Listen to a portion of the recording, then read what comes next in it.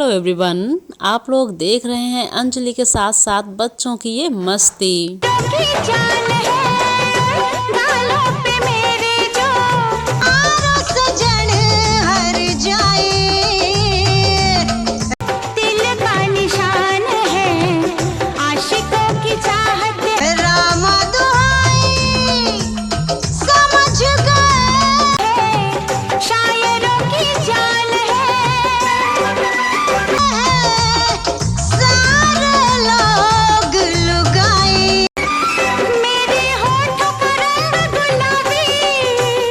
So friends, आप लोग देख रहे हैं कि अंजलि अपने घर पर हैं, तो इनकी जो बच्चा पार्टी है वो भी आ चुकी है और अंजलि की हेल्प कर रही है।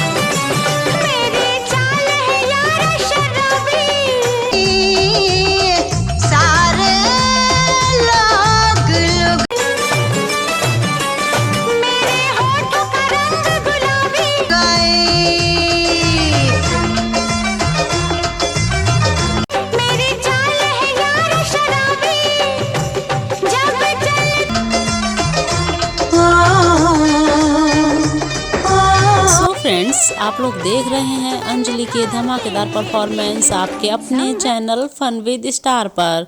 तो कैसी लगी आप लोगों को अंजलि की ये परफॉर्मेंस?